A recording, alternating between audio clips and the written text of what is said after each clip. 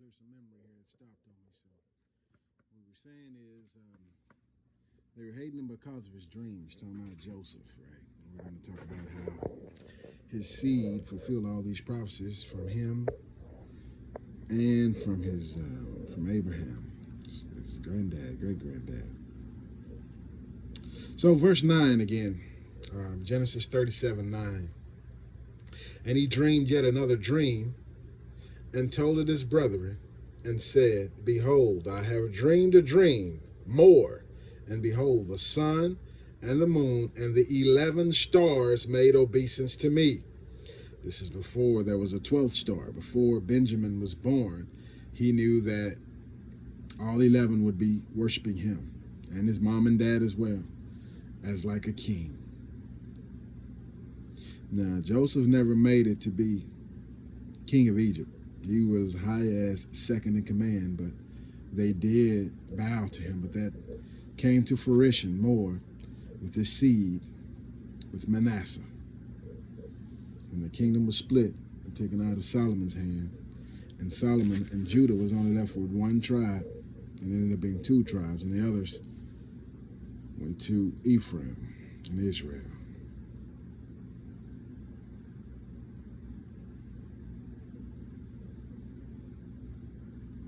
So we're going to see how this adds up, how it plays out. And I hope I can merge these 2 videos together where I'm trying out some. I'm going to have to try the software on my phone that I've never used. I've just recorded it and put it out. I've never done like editing, except when I first started it, but I have a computer with editing software. I had. It's been damaged. Okay.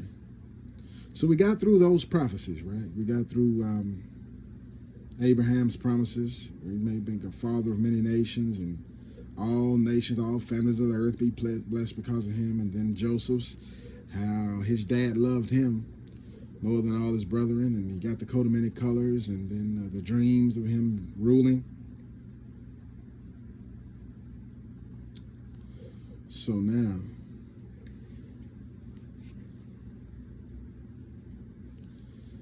let's see what this has to do with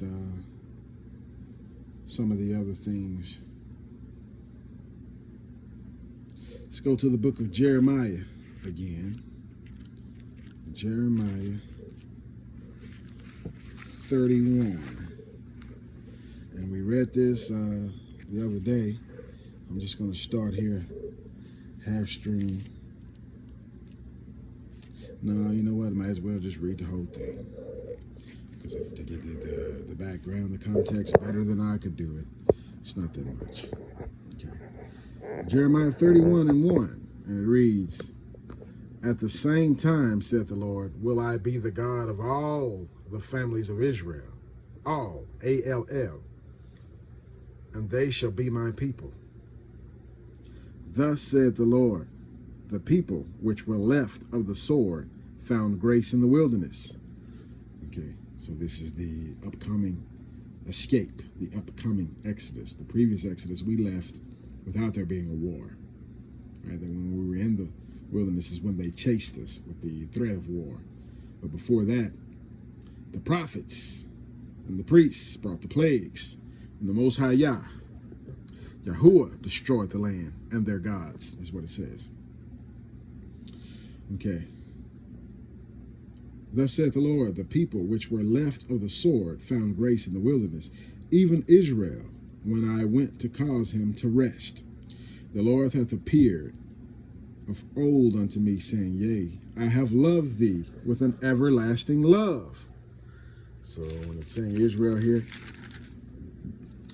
most likely this is after the kingdom had already been split.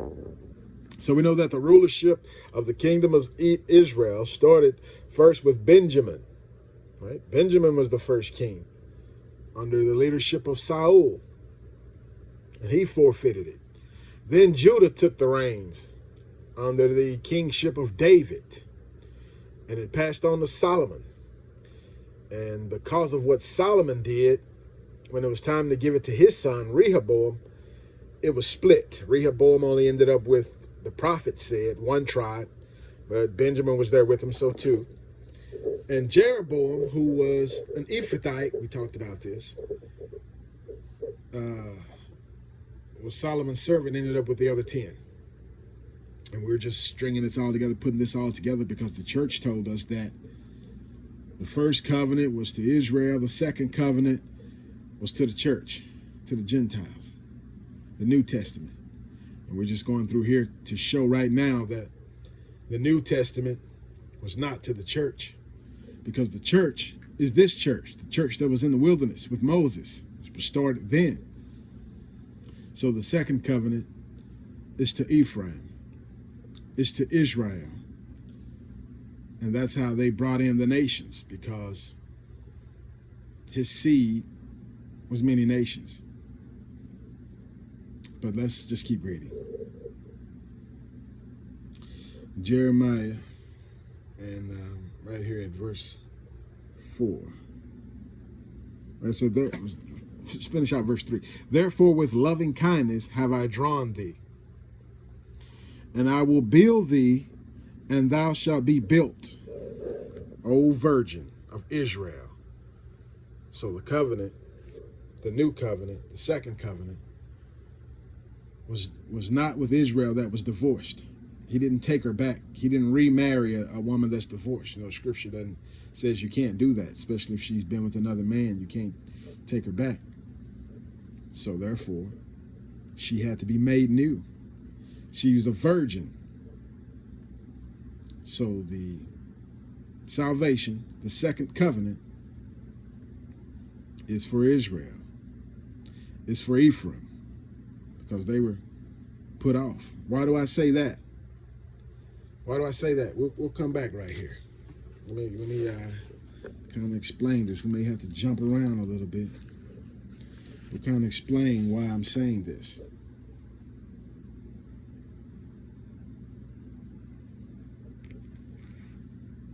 Let's go to the book of John. This is going to make it a lot clearer sooner than later. John chapter 1. And this, of course, is New Testament, New Covenant. All right? Discussing the same old problem. So let me start at verse 1. John 1:1. In the beginning was the Word, and the Word was with God, and the Word was God. The same was in the beginning with God. All things were made by him, and without him was not anything made that was made. In him was life, and the life was the light of men. And the light shineth in darkness, and the darkness comprehended it not. There was a man sent from God whose name was John. It's talking about John the Baptist. The same came for a witness, to bear witness of the light, that all men through him might believe. He was not that light, but was sent to bear witness of that light. That was the true light, which lighteth every man that cometh into the world. He was in the world, and the world was made by him. Okay, some say, oh, God made the earth, but Jesus was just in the earth. He was in the world, and the world was made by him. Jesus is God. And the world knew him not. Verse 11. He came unto his own, and his own received him not. So in other words, Yeshua was a Jew, was a Yehudim from the northern kingdom. He was born and raised in the northern kingdom and in Egypt. But he was a Yehudim. He was a Jew from mother's side and dad's side, even though he was the son of God and wasn't the son of Joseph.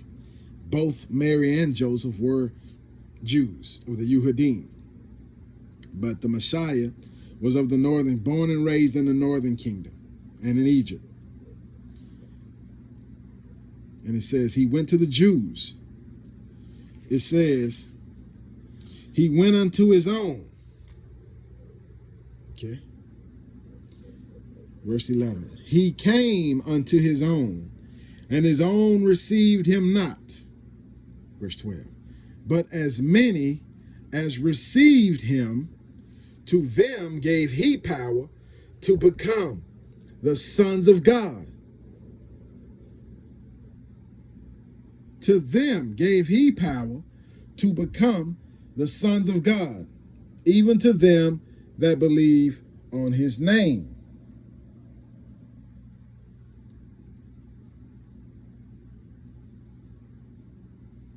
Even to them that believe on his name.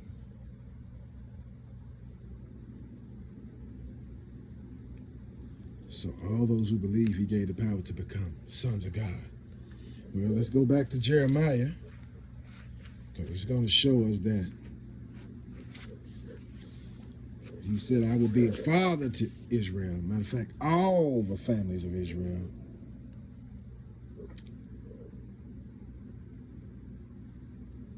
So let's go back to 31 and 4.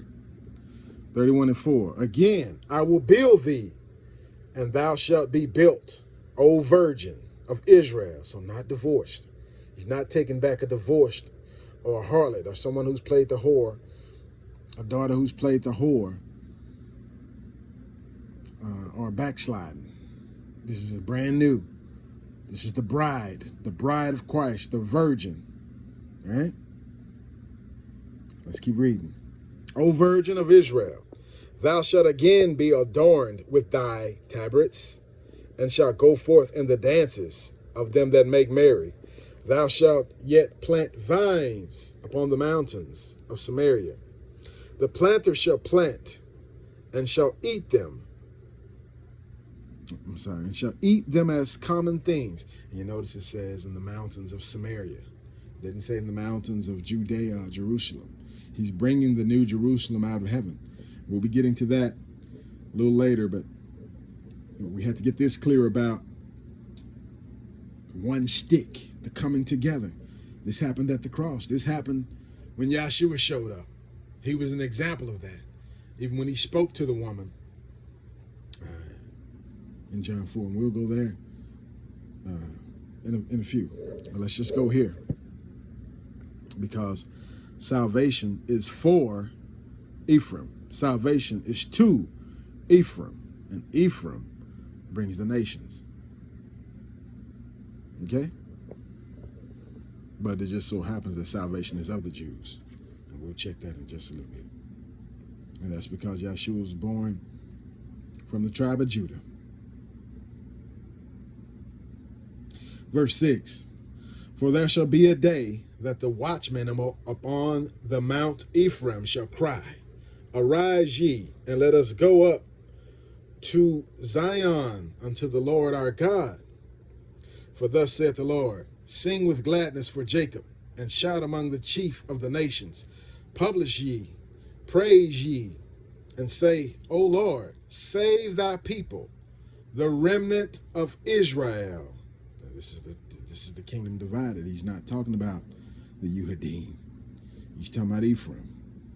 He's talking about the 10 tribes. Behold, I will bring them from the north country, and gather them from the coast of the earth, and with them the blind, and the lame, the woman with child, and her that travaileth with child together. A great company shall return. In other words, Ephraim, Israel, has welcomed the neighbors, has welcomed the nations, the Gentiles, and the covenant is open for them as well. Verse 9.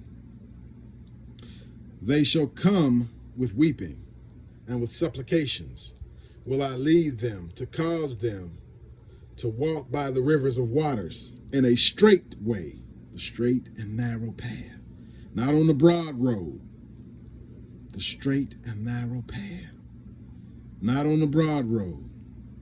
And you think about Psalms 23rd, the 23rd Psalms, where you say, I lead them beside still waters.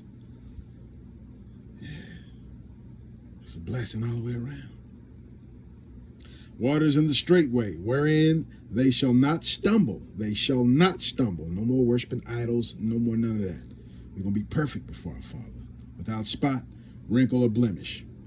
For I am a father to Israel, I am a father to Israel. Remember the promise that he had to Abraham? He said he was going to be a father to all Israel, to all the seed. And you're going to see that. And Ephraim is my firstborn. So Ephraim is not the youngest son. Ephraim is not the younger daughter. Ephraim is the firstborn son. Ephraim is the elder son. And we know the elder son you have to redeem. It's like first fruits. Remember first fruits. We're going to be talking about that more. And the elder daughter gets married first. So the covenant of faith was submitted to Ephraim, to Israel first.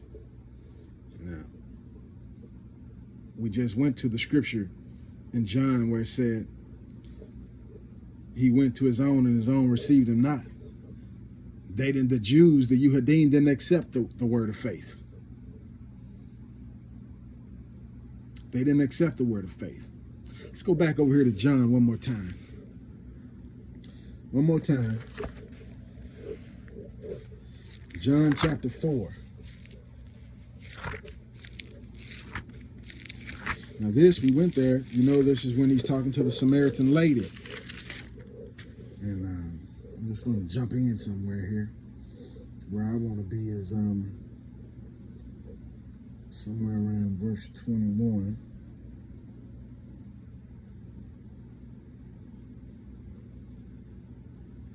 I want to start at 15.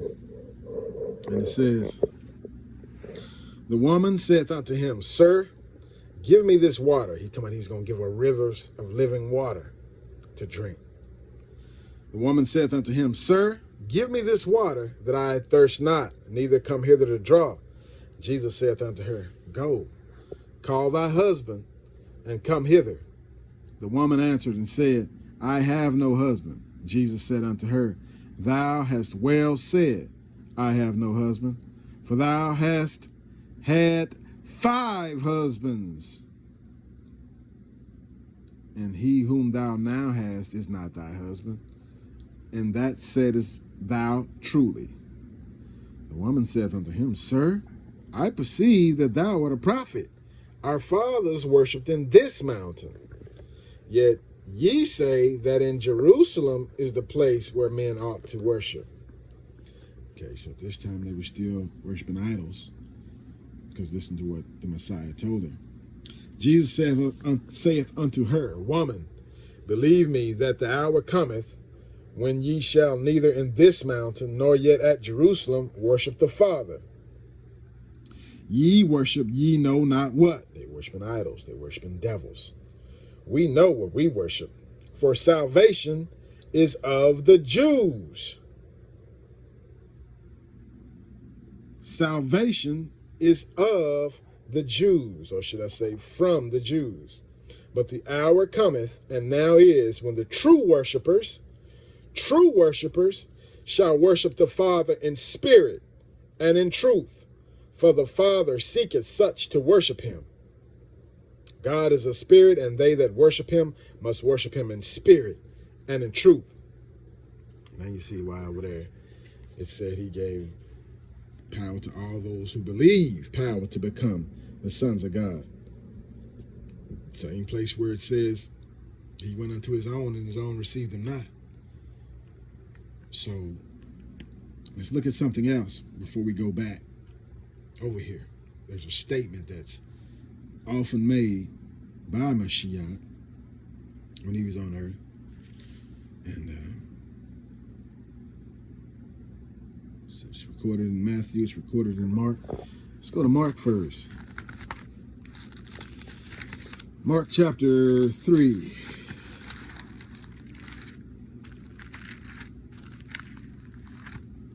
Mark's a small book. It's right there again. Mark chapter 3.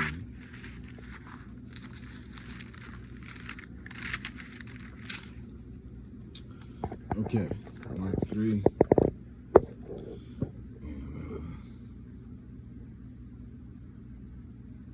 I'm going to start right here at verse 10. Verse 10. For he had healed many insomuch that they pressed upon him for to touch him, as many as had plagues and unclean spirits. When they saw him, he fell down before him. When they saw him, fell down before him and cried, saying, Thou art the Son of God. And he straitly charged them that they should not make him known. And he goeth up into a mountain, and calleth unto him whom he would. And they came unto him, and he ordained 12. But he called them unto him, and he ordained his 12 apostles. But unlike Moses, there wasn't one from each tribe. Because remember, you had brothers, and the 2 brothers would be of the same tribe. So this time, it wasn't one of each tribe like when Moses had his 12. And we know that, again, we know that Caleb was of the tribe of Judah, and Joshua was of the tribe of Ephraim, the 2 that made it, that were above 20. Everybody else was below 20, because all of them that were above that murmured against and wanted to go back to Egypt, and they were all slaughtered. They were all taken out. Verse 14.